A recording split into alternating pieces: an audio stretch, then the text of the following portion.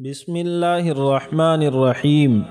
ہماری یہ سیریز حضرت نبی اکرم صلی اللہ علیہ وسلم کی سیرت طیبہ اور آپ کی پاکیزہ زندگی سے متعلق ہے، جس کی آج الحمدللہ ہم 30ویں قسط پیش کرنے جا رہے ہیں۔ تذکرہ ہے ان حضرات صحابہ کا جنہوں نے شروع میں ہجرت کی ہے، جن میں سب سے پہلے صحابی حضرت ابو سلمہ رضی اللہ عنہ ہیں، جن کی ہجرت کا دردناک واقعہ ہم اس سے پہلی قسط میں ذکر کر چکے ہیں۔ ان کے بعد عامر بن ربیعہ نے اپنی بیوی لیلہ بنت خیثمہ رضی اللہ عنہما کے ساتھ، اور پھر ابو احمد بن جحش اور ان کے بھائی عبداللہ بن جحش نے اپنے اہل و عیال کے ساتھ ہجرت کی اور مکان کو تالا لگا دیا۔ مکے کے سردار عتبہ اور ابو جہل کھڑے ہوئے اس منظر کو دیکھ رہے تھے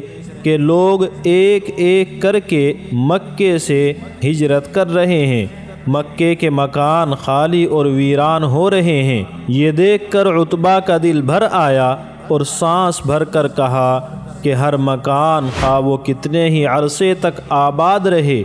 عشرت کدہ بنا رہے، لیکن ایک نہ ایک دن وہ غم کا سامان اور ماتم کدہ بن جاتا ہے۔ اور پھر یہ کہا کہ یہ سب کچھ ہمارے بھتیجے کا کام ہے، جس نے ہماری جماعت میں تفریق ڈال دی ہے۔ اس کے بعد صحابہ نے ایک ایک دو دو کر کے یا مختلف چھوٹی چھوٹی جماعتوں کی شکل میں ہجرت فرمائی۔ چنانچہ حضرت عمر رضی اللہ عنہ اور عیاش بن ابی ربیعہ رضی اللہ عنہ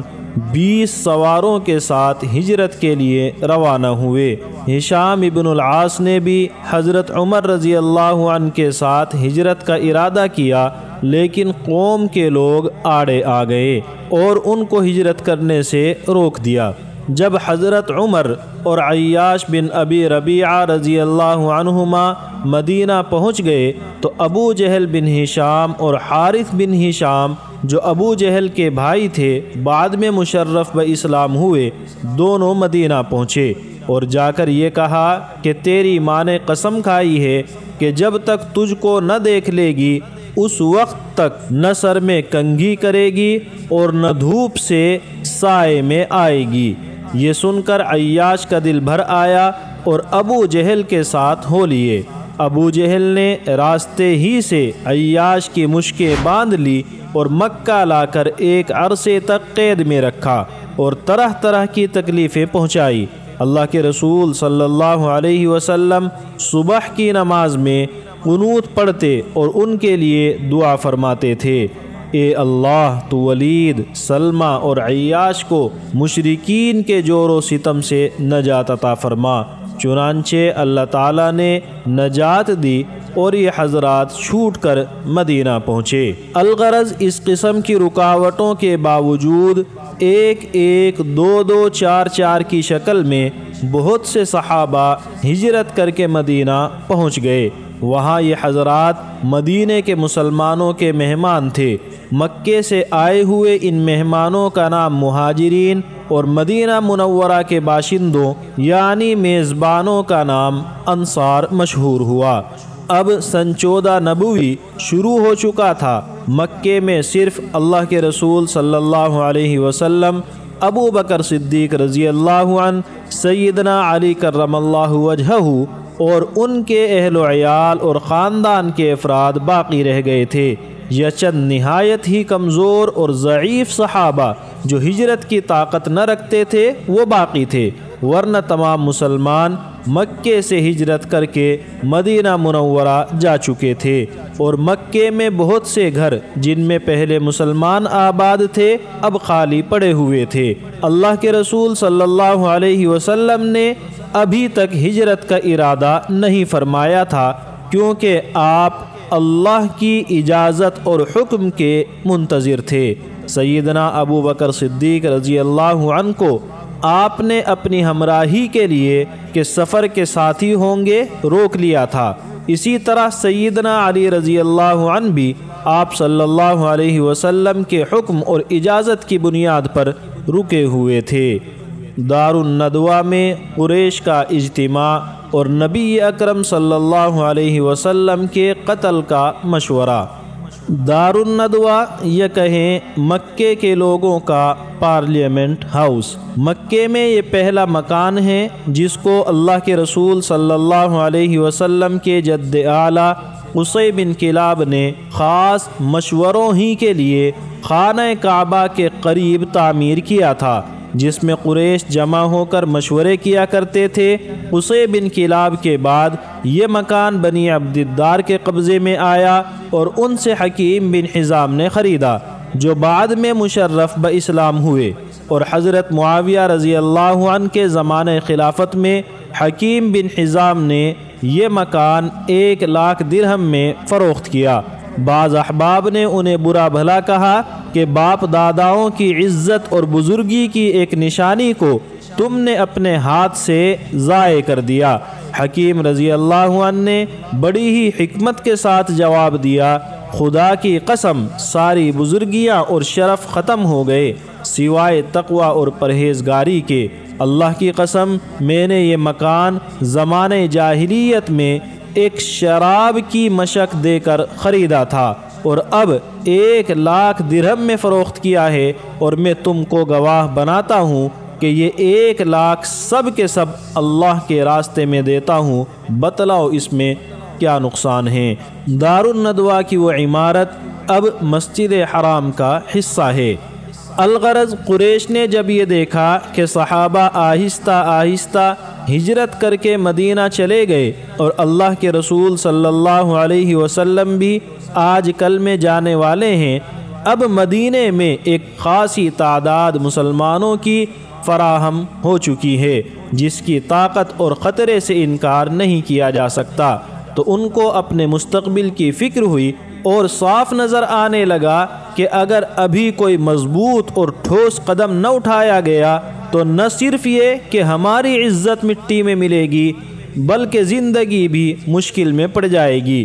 ادھر چونکہ نبی اکرم صلی اللہ علیہ وسلم کے صحابہ میں سے تقریباً سبھی لوگ مکے سے جا چکے تھے اور آپ صلی اللہ علیہ وسلم تنہا رہ گئے تھے، لہٰذا ان کے لیے یہ فیصلہ کرنا بہت ہی آسان تھا کہ آپ کو ہی راستے سے ہٹا دیا جائے، کیونکہ اگر محمد صلی اللہ علیہ وسلم بھی مکے سے نکل گئے اور مدینے میں اپنی جماعت سے جا ملے تو پھر مقابلہ کرنا بہت دشوار ہوگا۔ بالآخر نبوت کے 14ویں سال ماہ صفر کی آخری تاریخوں میں بنو ہاشم کے علاوہ قریش کے تمام خاندان اور قبیلوں کے بڑے بڑے سردار اس مسئلے پر غور کرنے کے لیے دار الندوہ میں جمع ہوئے، جن میں سے چند نامور سرداروں کے نام آپ کی اسکرین پر ہیں۔ جب مشورے کا یہ اجلاس شروع ہونے والا تھا تو ابلیس لعین ایک بوڑھے شخص کی شکل میں نمودار ہوا اور دروازے پر کھڑا ہو گیا۔ لوگوں نے معلوم کیا کہ آپ کون ہیں، کہا کہ میں نجد کا رہنے والا ایک شیخ ہوں، تمہاری بات چیت سننا چاہتا ہوں، اگر ممکن ہوا تو اپنی رائے اور مشورے سے میں تمہاری مدد کروں گا۔ لوگوں نے اندر آنے کی اجازت دی اور گفتگو شروع ہو گئی۔ اس پر تو سب کا اتفاق تھا کہ نبی اکرم صلی اللہ علیہ وسلم کی ذات مبارک ہی پیش آنے والے تمام خطرات کی جڑ اور سرچشمہ ہیں، اس لیے غور یہ کرنا تھا کہ آپ کے ساتھ کیا برتاؤ کیا جائے۔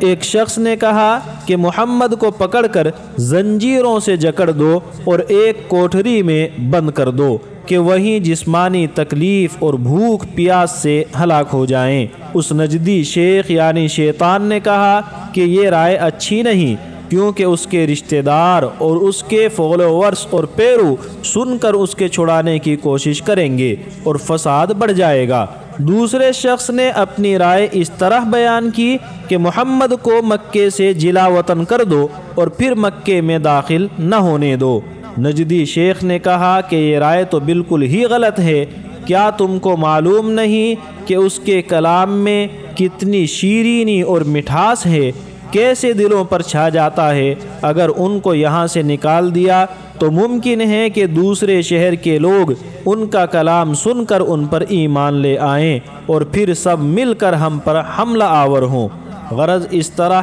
اس جلسے میں تھوڑی تھوڑی دیر تک بھانت بھانت کے جانور بولتے رہے اور شیخ نجدی ہر ایک کی رائے کو غلط اور نامناسب ثابت کرتا رہا۔ بالآخر ابو جہل نے کہا، میری رائے یہ ہے کہ نہ تو ان کو قید کیا جائے اور نہ جلا وطن کیا جائے، بلکہ ہر قبیلے میں سے ایک نوجوان منتخب کیا جائے اور پھر سب مل کر ایک ساتھ محمد کو قتل کر ڈالیں۔ اس طرح محمد کا خون تمام قبیلوں میں تقسیم ہو جائے گا اور بنی عبد مناف تمام قبائل سے نہ لڑ سکیں گے اور مجبور ہو کر خون بہا اور دیت لے کر معاملہ ختم کر دیں گے، اور دیت بڑی آسانی سے سب مل کر ہم ادا کریں گے۔ شیخ نجدی نے کہا، خدا کی قسم رائے تو بس یہ ہے، اور حاضرین جلسہ نے بھی اس رائے کو بہت پسند کیا، اور یہ بھی طے ہو گیا کہ یہ کام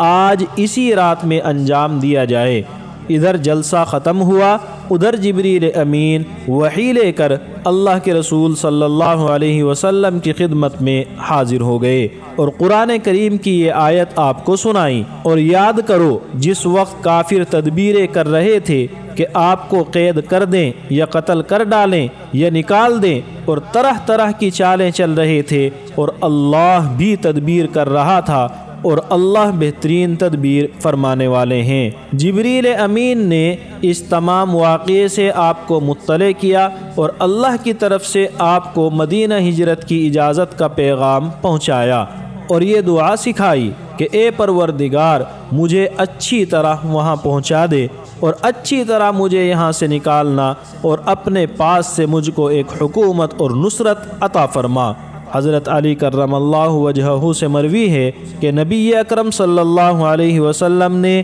جبریل امین سے دریافت فرمایا کہ میرے ساتھ کون ہجرت کرے گا؟ جبریل نے کہا، ابو بکر صدیق رضی اللہ عنہ۔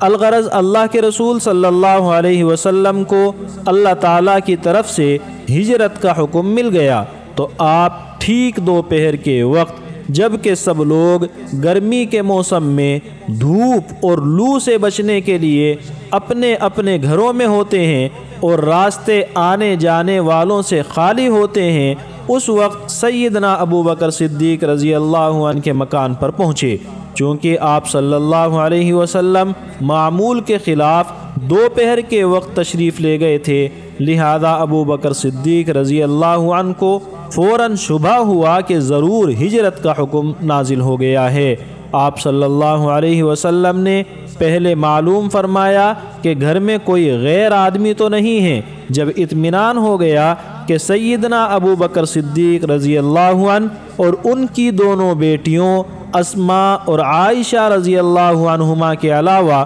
کوئی اور نہیں ہے، تو آپ نے فرمایا کہ یثرب یعنی مدینے کی طرف ہجرت کا حکم نازل ہو گیا ہے۔ ابو بکر صدیق رضی اللہ عنہ نے عرض کیا، یا رسول اللہ، میرے ماں باپ آپ پر قربان ہوں، کیا اس ناچیز کو بھی ساتھ چلنے کا شرف حاصل ہو سکے گا؟